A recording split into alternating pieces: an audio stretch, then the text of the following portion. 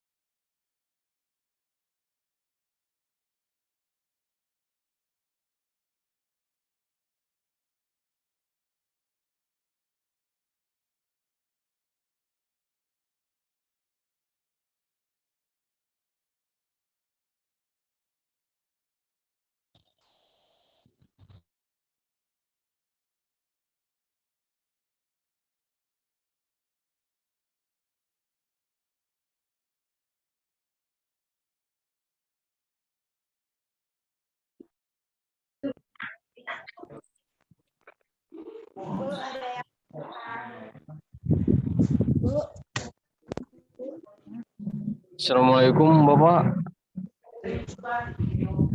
Waalaikumsalam. Pak, izin Pak, saya sedang berada di perjalanan ya Pak. Iya, iya. Mana? Hati-hati, hati-hati. Triwanto Ginting Pak, nama saya Pak. Iya, iya. Oh iya betul. Itu. Izin ya Pak. Yuk.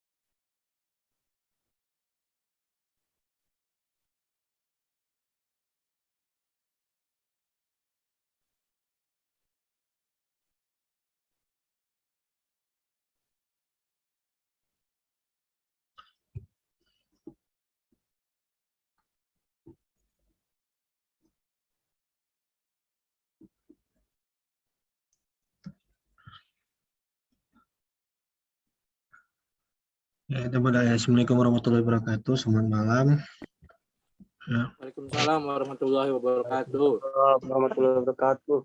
Nah, ini Selamat malam Pak. Ya, malam juga. Ya. Ini udah 21 orang, udah 5 menit belum penuh ya, nggak apa-apa. Kelompoknya udah dibagi kemarin? Belum ada Pak. Belum ada? Belum Pak. Ini saya lihat ada 28 orang. Ya. 28 orang. Ada yang baru masuk 28 orang berarti 4 kali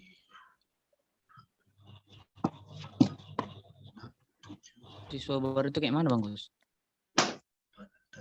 Belum ada kompetisi ya Bang? Satu kelompok 4 orang, ya. Satu kelompok 4 orang berarti ada 7 kelompok. Ini mau saya bagikan atau kalian yang ini? Bagiin aja. Apa? Saya bagikan atau Dari Bapak juga boleh Pak? dari saya juga boleh ya. Oke. Ya, Pak. Siapa yang nyatat ini? Dua kelas. Siapa pentingnya? Saya Pak, Bagus Pangestu Pak. Oh ya, catatlah. Atau masing-masing yang namanya ketua grupnya yang saya sebut di pertama itu juga bisa nyatat ya. Oke. Kelompok pertama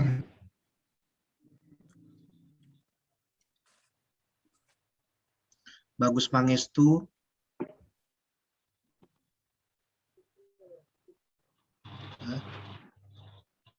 Bintang Permana. Diafah Kisti. Sama Dina Nopita.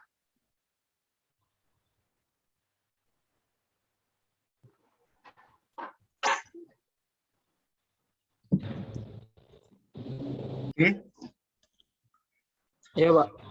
Kemudian Del Fiore, Desvi,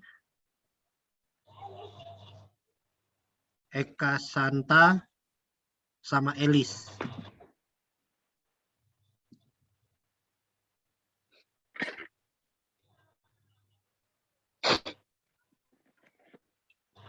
Ya, kelompok 3 Elsa Swastika, Erik Wiratama, Ika Safitri, sama Johannes.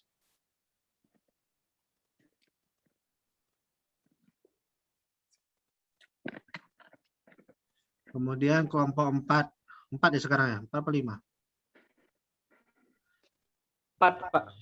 4 Gilbert Powell, Hanifa Almardia, Judika Afrianto, sama Kurniawan.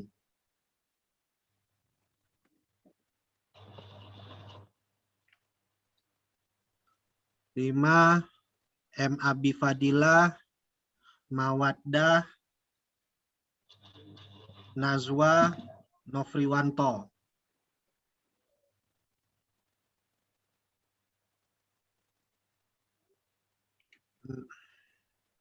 6 Muhammad Difa, Muhammad Fauzan, Sombrotul, sama Sindia.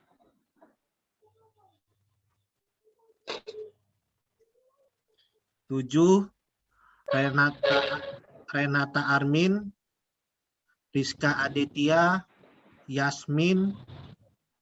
Yasmin Miranti, sama Yusril Mahendra.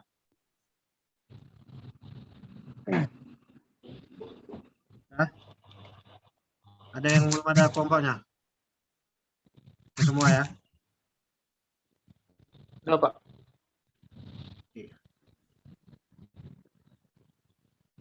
Nanti tugasnya itu saya kasih minggu depan. Minggu depan pertemuan keempat ya.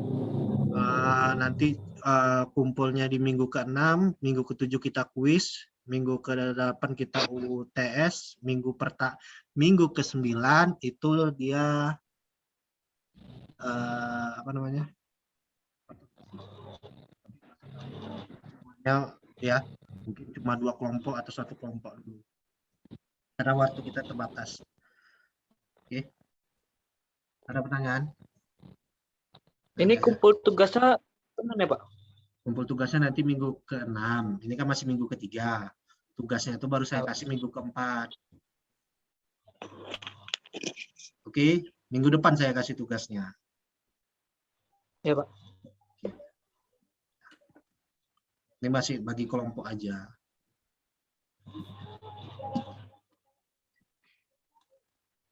Oke, kita lanjut. Ya.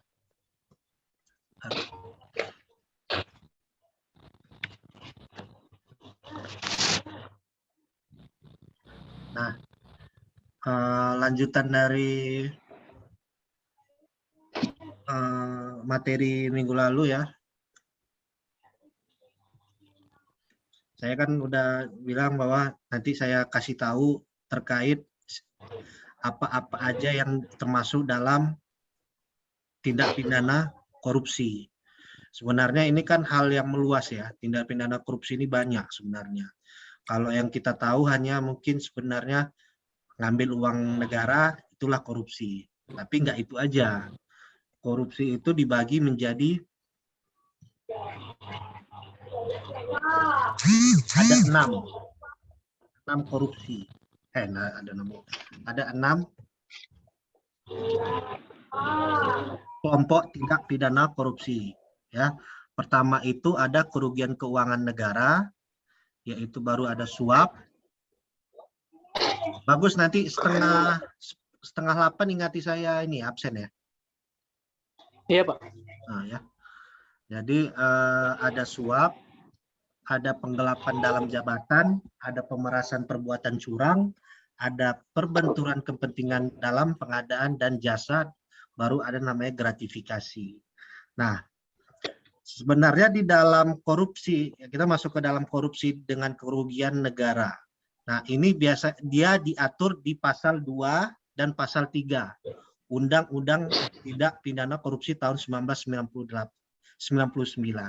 Yang pasalnya itu yang di mana setiap orang yang secara melawan hukum melakukan perbuatan memperkaya diri sendiri, ya, atau orang lain atau suatu korporasi yang dapat merugikan keuangan negara atau perekonomian negara, dipidana paling singkat 4 tahun, paling lama 20 tahun. Ya, dendanya itu paling sedikit 200 juta, paling banyak 1 miliar. Nah, jadi dalam pasal 2 ini tidak hanya perorangan saja yang bisa dibilang tidak pidana korupsi, tetapi orang lain, ya, dia membantu orang lain untuk memperkaya dirinya, terus memperkaya korporasi atau perusahaan yang dia miliki misalnya, ya, itu juga bisa apa? Dibilang tidak pidana korupsi, ya. Nah, di pasal berikutnya di nomor 2 pasal 2 nomor 2, ya, dalam hal itu dilakukan dalam sebagaimana dimaksud, dilakukan dalam keadaan tertentu. Pidana mati dapat dijatuhkan. Ada yang bisa menjelaskan? Maksudnya dalam keadaan tertentu itu gimana ya? Misalnya, Pak, dalam keadaan pandemi, Pak. Dalam keadaan pandemi. Pandemi. Ya. Kenapa bisa dibilang dalam keadaan pandemi itu merupakan suatu keadaan tertentu? Karena termasuk dalam keadaan susah, Pak. Bencana yang tak terduga, Pak. Nah, oke. Jadi dalam penjelasan pasal 2 ayat 2 itu, ya, Undang-Undang Tipikor secara limitatif unsur keadaan tertentu itu maksudnya apa? Pertama, pada waktu negara dalam keadaan bahaya. Nah, kita ini dalam kondisi pandemik ini bisa dibilang dalam kondisi bahaya. Bahaya. Yang banyak kita ketahui kemarin siapa? Menteri Sosial yang ditangkap akibat korupsi dana bansos. Ada yang ingat namanya siapa? Julianis Batubara, Pak. Nah, Julianis Batubara. Seharusnya kalau mengikuti pasal 2 ayat 2, dia harusnya bisa dihukum mati. Dipidana mati. Karena dia korupsi di saat dana bantuan sosial itu mau disalurkan kepada masyarakat. Dia apa? Dia mengambil keuntungan sedikit di situ. Ya. Tapi mungkin karena dia belakangnya, ya seperti kita tahu, dia partainya partai penguasa, ya bisa terselamatkan, hanya 11 tahun penjara, ya, seperti itu. Kemudian apa lagi yang dibilang termasuk dengan keadaan tertentu, yaitu pada waktu terjadinya bencana alam nasional. Nah, ini juga bisa berupa bantuan ya, ketika bencana alam itu ketika dia mengambil ada unsur korupsinya, itu juga bisa dijadikan tindak pidana mati terhadap calon koruptor tersebut, ya. baru pengulangan tindak pidana korupsi. Apa maksudnya? Dia melakukan terus mengulangi perbuatan korupsinya itu. Itu juga dibilang dengan dalam keadaan tertentu. Nah, sebenarnya juga di dalam korupsi kerugian keuangan negara ini ada juga bentuknya ya. Sebenarnya ada bentuknya itu ada 3 ya. Tadi saya sudah sebutkan bentuk pertama itu seperti tadi memperkaya diri sendiri, bentuk kedua itu dia pidana mati, bentuk 3 itu juga dia menyalahgunakan wewenang ya, kesempatan ataupun sarana yang dia punya. Yang bisa dibilang apa ini? Dia memiliki jabatan di dalam negara ya. Dia punya jabatan di negara di Indonesia. Nah, itu juga salah satu bentuk dari korupsi dengan kerugian keuangan negara. Jadi ada 3 ya, yaitu memperkaya diri sendiri, orang lain dan korporasi, baru bentuk pidana dalam keadaan tertentu, kemudian dia korupsi karena menyalahgunakan wewenang ataupun kesempatan dan sarana yang dia miliki. Yang biasanya itu penyelenggara negara atau pejabat. Ya. Nah, menyalahkan guna, ada yang bisa menjelaskan apa yang maksudnya menyalahgunakan wewenang itu? Apa maksudnya? Izin Pak menjawab Pak. Apa? Izin menjawab Pak. Siapa itu? Menyalahgunakan wewenang adalah menyalahgunakan kekuasaannya untuk keuntungannya diri sendiri. Nah, gunakannya Atau menyalahgunakan kekuasaannya dalam suatu perusahaan demi keuntungan pribadi. ya boleh ya. Ada lagi yang lain? Wewenang itu biasanya berkaitan erat dengan apa? Jabatan dan kedudukan. Wewenang itu. Nah, kita ambil contoh yang di Julani Batubara itu kan, dia menyalahgunakan wewenang dia, ditambah sebenarnya dia dapat pasal berlapis itu, pasal 3, habis itu pasal 2 ayat 2 terkait keadaan tertentu ya. Pasal 2, pasal 3 dia karena menyalahgunakan wewenang dia atau kedudukan dia sebagai menteri sosial. Ya. Makanya dia bisa kena pasal berlapis. Nah, kemudian Pak, di pasal Pak. apa? Izin bertanya Pak. Nah. Ya, Kalau dalam menggunakan wewenang terus mengangkat orang untuk bekerja di perusahaan itu menyalahkan guna wewenang atau enggak Pak? itu sama dengan nepotisme kan ya, maksudnya ya. Iya. Ya, maksudnya karena dia kenal diangkatnya kan seperti itu. Ya, ada Ya, nggak kerugian perusahaan? Maksudnya dalam bentuk apa ya? Keuangan ya, ada nggak? Nggak ada Pak. Nggak ada. Kalau nggak ada ya nggak masalah. Itu kan hal yang bisa dibilang nepotisme itu hal yang sekarang tuh wajar ya. Yang maksudnya kalau misalnya ya mungkin aja gini. Misalnya apa?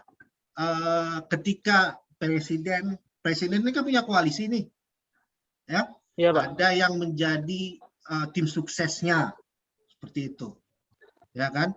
Ada yang menjadi oposisi, ya, yang ibaratnya bertentang, yang bersebelahan lah dengan partai yang sekarang lah gitu. Nah, kita lihat aja, ambil contoh BUMN, Erick Thohir, ya, dia karena kemarin itu misalnya lah kita lihat siapa tuh Said Akil, ketua NU, Said Akil. Iya. Nah, kalau kita lihat dengan backgroundnya dia itu yang dibilang ulama, tapi dia diangkat nih menjadi apa? Komisaris PT KAI kan? Benar nggak? Dia jadi komisaris PT KAI. Karena apa? Itu kan ibaratnya karena kenal, ya, karena dia itu mendukung, kan seperti itu kan. Tapi di satu sisi tidak ada kerugian negara di situ. Ada nepotisme lah bisa dibilang. Ya, jadi hal itu bukan bisa disebutkan sebagai tindak pidana korupsi. Asal tidak merugikan negara. Dan hal itu Berarti sering itu gimana? berarti itu dibenarkan Pak di negara ini. Dibenarkan sih tidak. Maksudnya gimana ya? Ya ibaratnya kalau ada orang nepotisme itu kita tahu dia itu nepotisme ya apa namanya ya? Ya tutup mata lah bisa dibilang kayak gitu. Ya kalau dia dia apa kok mempunyai kredibilitas yang bagus kok misalnya menurut kata si Erick Thohir ya. Tapi kalau kita lihat backgroundnya kan ulama misalnya. Iya, Tapi kok bisa pula dia jadi apa ya komisaris PT KAI. PTKI. Kan hal yang berseberangan, tapi yang si pengangkatnya itu dia merasa dia memiliki kredibilitas gitu. Jadi ya namanya juga itulah disebut KKN kan, apa korupsi, koalisi, nepotisme ya. Tapi hal itu seringlah ini. Dan kalian pun juga misalnya kayak gitu. Banyak di setiap perusahaan pun ya siapa yang kenal dan itulah ya ibaratnya kan kalau saya bilang abang saya itu abang saya itu kerja di OJK ya, tapi di situ banyak titipan-titipan dari pejabat negara untuk kerja di sana dan itulah kejadian di negara kita gitu loh. Jadi nggak bisa ditutupi, itu hal yang salah. Tapi kita nggak bisa apa namanya ya, nggak bisa komplain gitu. Emang begitulah ini, ya. Dan mungkin hal itu bisa terjadi juga sama kalian gitu. Kalian mimpin suatu perusahaan, ada kenalan misalnya tante kalian punya anak, minta kerja di situ, mungkin nggak kalian tolak. Asal dia tidak merugikan negara, merugikan perusahaan, pasti kalian masukkan aja kan, kecuali dia mau nyuri perusahaan uang perusahaan kalian seperti itu. Dan kalian merasa ini anak ini punya kemampuan, punya keterampilan, ya nggak masalah kita coba. Biarpun di situ ada indikasi nepotisme kita, ya. Ada lagi? Kita lanjut. Baru di pasal 3 itu selain menyalahgunakan wewenang, ada juga menyalahgunakan kesempatan. Kesempatan adalah peluang yang tersedia, waktu yang cukup, dan sebaik-baiknya untuk melakukan perbuatan tertentu. Jadi di pasal 3 selain wewenang, ada menyalahgunakan kesempatan. Nah, ditambah lagi itu, menyalahgunakan kesempatan. Ya. Ada kesempatan yang bisa di ini, ya paling sering apa itulah markup, itu kesempatan itu. Ada proyek di markup, nanti tinggal diubah, ibaratnya apa ya, kwitansinya atau nilainya diubah, itulah salah satunya. Kayak apa, Setia Novanto itu kan markup EKTP, ketika ada proyek dia markup nilai pembuatan KTP itu sampai triliunan. Dia memiliki sampai triliunan kerugian negara, ya. Baru menyalahgunakan sarana, ya di pasal 3 itu ada, saya ulangi lagi, menyalahgunakan wewenang, menyalahgunakan kesempatan, baru menyalahgunakan sarana. Nah, sarana ini segala sesuatu yang dapat dipergunakan untuk mencapai maksud ataupun tujuan, ya. Misalnya apa sarana sebagai segala fasilitas yang melekat di jabatannya, secara khusus diberikan untuk menunjang kinerja atau jabatan tersebut. Ya, jadi itu salah satu contoh dari menyalahgunakan sarana. Kemudian kita masuk ke ini dia pasal 3 ya. Suap. Nah, ada yang tahu apa itu suap? Apa bedanya tadi kerugian negara yang menyebabkan tadi yang menyebabkan kerugian negara, ada yang ini suap. Apa itu suap?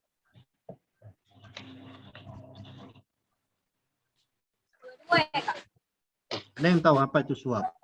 Nah, ininya itu adalah di penjara paling singkat 1 tahun, paling lama 5 tahun. Dan denda 50 juta paling sedikit, paling banyak itu adalah 250 juta. Nah, suap ini ada sekitar 12 bentuk suap di dalam Undang-Undang Tipikor. Ada 12 lagi itu bentuk suap. Tapi saya tanya ini pengertian suap. Apa itu? Suap memberi sesuatu barang, uang ataupun hal yang bermaksud ada maksud tujuan tertentu, Pak. Ah, betul ya. Yaitu rupa wujud atau rupa tali kasih atau ucapan terima kasih telah melakukan sesuatu karena kewenangannya ya. Nah, Undang-Undang suap ini juga diatur di Undang-Undang Tipikor ya. Ada bentuk 12 suap di dalam Undang-Undang Tipikor, yaitu pasal 5 ayat 1 pertama ya. Pasal 5 ayat 1 itulah penjara paling singkat 1 tahun, paling lama 5 tahun, denda 50 juta. Paling banyak 250 juta. Setiap orang yang memberi atau menjanjikan sesuatu kepada pegawai negeri atau penyelenggara negara dengan maksud supaya berbuat atau tidak berbuat sesuatu dalam jabatannya yang bertentangan dengan kewajibannya. Itu aja saya ambil. Apa? Kita ada orang yang menyuap, ada yang menjanjikan sesuatu kepada pegawai negeri. Ya, ini pegawai negeri ya. Dan penyelenggara negara. Siapa tuh penyelenggara negara? Ada yang tahu? Berapa? Penyelenggara negara pada pasal 2 Undang-Undang 28 tahun 1999 yaitu pejabat negara dengan lembaga tertinggi negara. Ya. Baru pejabat negara pada lembaga tinggi negara. Yang pertama tadi tertinggi, yang kedua lembaga tinggi negara. Bisa presiden, ya, DPR, MPR, ya. Baru menteri. Itu juga menteri, gubernur, hakim. Ya. Itu maksud dari penyelenggara negara. Ya. Jadi memberikan sesuatu pada mereka itu tindak pidana korupsi. Ya.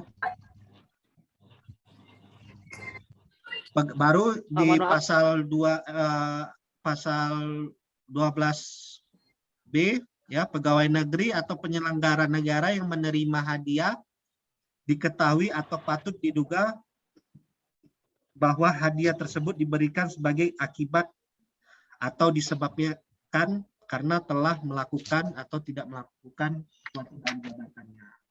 Ya, jadi intinya ada pemberian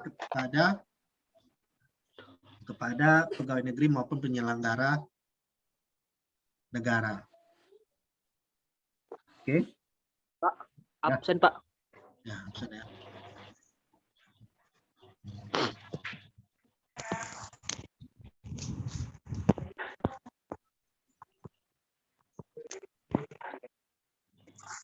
Bagus. Bagus. Hadir Pak. Bintang. Hadir, Pak. Del Fiore. Hadir, Pak. Desvi. Hadir, Pak. Diava. Hadir, Pak. Dina. Dina Novita. Hadir, Pak. Eka. Hadir, Pak. Elis. Hadir, Pak. Elsa. Hadir, Pak. Erik.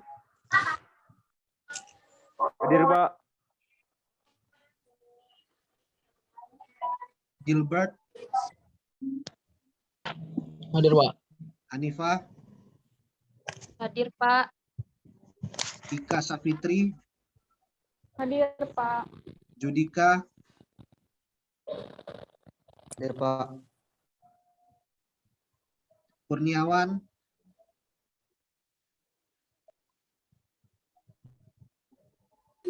Kurniawan.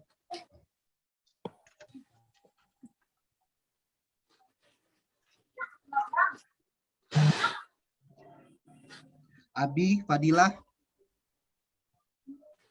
Hadir, Pak. Mawaddah, Hadir, Pak. Diva, Diva, Fauzan, Fauzan, Hadir, Pak. Najwa,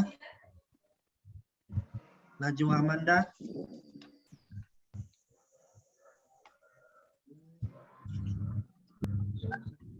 Nofriwanto.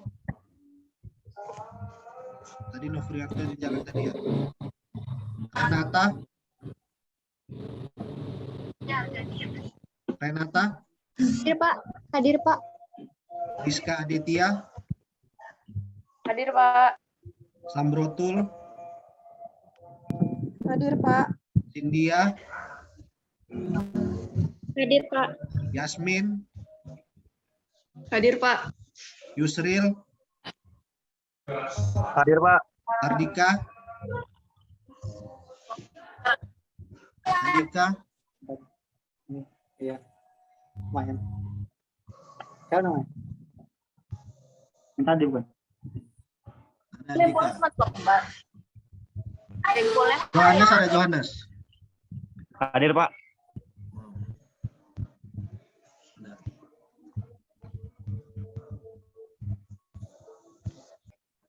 Oke. Itu baru Pak, banyak saya belum lagi bentuk dipanggil, suap. Pak izin saya belum dipanggil. Siapa tuh? Diva.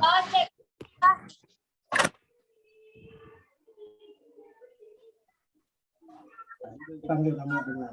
Pak Alfianza. Alfi. Oke. Muhammad Diva, Pak. Iya udah. Oke. Dah suap ya. Ada bentuk 12 tapi nggak usah saya sebutkan semua. Jadi intinya tuh tidak boleh ada bentuk suap ke pegawai negeri maupun penyelenggara negara. Oke. Kemudian kita masuk ke penggelapan jabatan. Nah, penggelapan jabatan ini juga ada 5 bentuk. Ya, jadi sebenarnya ini tindak pidana korupsi ini luas ya. Apalagi pasal-pasal itu kan dia berlapis anak-anaknya banyak. Ya, tapi nggak usah kita ibaratnya intinya aja ya, karena kita juga bukan bagian hukum kan, bagian ilmu hukum ya, hukum pidana ya. Jadi kita hanya sekedar secara ini aja lah ya, secara yang meluas aja, nggak usah sampai ke dalam-dalam gitu ya. Baru ada penggelapan jabatan ya. Penggelapan jabatan ini apa? Menggelapkan atau misalnya membelanjakan kepentingan lain dari maksud penguasaan ataupun titipan yang sebenarnya ya. Penguasaan atas uang barang itu tersebut bukan pada orang lain, melainkan pada diri si pelaku. Intinya juga dia itu menyalahgunakan jabatannya ya, memalsukan buku, memalsukan surat berharga, itu juga tidak boleh. Salah satu bentuk dari penggelapan jabatan ya. Akta, surat itu juga tidak boleh. Salah satu bentuk dari penggelapan jabatan, tidak boleh dipalsukan ya. Misalnya kita misalnya memalsukan surat tanah, kita pejabat dari pertanahan, Kementerian Pertanahan atau BPN. Nah, itu juga salah satu bentuk dari tindak pidana korupsi ya. Tentu di situ pasti ada bentuk suapnya, sehingga kita juga kita mau menggandakan, menggandakan surat tanah, itu salah satu contoh dari penggelapan jabatan ya. Itu masuk dalam pasal 8, 9 dan 10 Undang-Undang Tipikor tahun 1999. Kemudian masuk ke pemerasan. Nah, pemerasan ini apa? Ada yang tahu? Memaksakan orang lain memberikan sesuatu atau membayarkan sesuatu ya. subjeknya itu kepada siapa? Bisa kepada PNS juga ya. Kita apa nih melakukan apa? Kita melakukan pemerasan kepada si pelakunya atau PNS-nya ya. Misalnya juga biasanya paling sering itu di apalah di pajak itu paling sering itu melakukan pemerasan supaya nggak bayar pajak yang nggak tinggi ya. Biasanya orang-orang pajaknya itu ya, kawan saya juga ada yang kayak gitu, dia pun cerita biar pajaknya nggak besar bayar ya, kita dikasih sama biasanya Pak pengusaha itu. Nah, itu juga salah satu bentuk dari tindak pidana korupsi ya. Pasal-pasalnya banyak nih ya, 12, 12I, 12F sama 12G ya. Kemudian kepentingan pengadaan barang dan jasa, ini paling sering juga di saat ini ya. Ketika kita mengikuti apa ya, pegawai negeri atau penyelenggara negara itu nggak boleh ikut dalam tender yang diselenggarakan. Misalnya beli barang itu dari toko dia, si penyelenggara negara atau PNS ini punya toko bangunan. Nah, belinya itu di tempat dia, itu tidak boleh. Itu juga salah satu bentuk tindak pidana korupsi. Jadi kalau misalnya kita sebagai PNS, penyelenggara negara, kita hanya sebagai mengurus dan mengawasi. Tidak boleh menjadi pemborong atau menjadi pengadaan atau persewaan. Dan biasanya juga inilah sering apa, dikasih ucapan terima kasih. Ini juga tidak boleh. Kalau kita mengasih ucapan terima kasih, nanti ada proyek lagi, ada tender lagi, kita kasih kepada si apanya, kontraktornya. Tapi kalau kita nggak dikasih uang, kita nanti ada proyek lagi nggak kita kasih, itu juga hal yang tidak boleh. Kalau kalian nanti bekerja sebagai PNS, apalagi biasanya di PU ya, pekerjaan umum, itu paling sering seperti itu. Apalagi kan di di bagian pengadaan, wah, lumbung duit di situ bisa dibilang ya. Tapi itu ya, itulah kejadian di negara kita.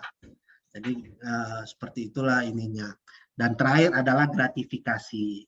Nah, gratifikasi ini juga yang seperti saya bilang di awal, PNS dan penyelenggara negara itu hampir sama dengan suap. Ya. Nah, tapi itu bentuknya itu yang dikenakan itu oleh si orangnya, PNS sama penyelenggara negaranya. Yang mengasihkan tidak. Makanya ketika PNS sama penyelenggara negara itu dikasih uang, kita harus ngadu nih, saya dikasih nih sama si apa, nanti akan disita oleh KPK ataupun kejaksaan ya. Itu juga bentuk dari gratifikasi. Jadi kalian nggak boleh ini ngasih ke PNS hadiah, nggak boleh ini ngasih ke anggota DPR, nggak boleh. Itu bentuk dari gratifikasi atau penyelenggara, pokoknya nggak boleh ngasih ke penyelenggara negara lah sama PNS ya. Itu bentuk dari gratifikasi. Pidananya 4 tahun, paling lama 20 tahun, dan denda 200 juta, paling banyak 1 miliar. Oke, saya rasa udah ini. Ada pertanyaan? Tinggal 1 menit lagi. Pak, kan ginian Pak. Udah mau habis ini. Ada lah. Nanti ntar lagi masuk aja ya. Oke Pak. Apa? Tanya aja, nggak apa-apa. Mengenai ini Pak, kan PNS itu macam ada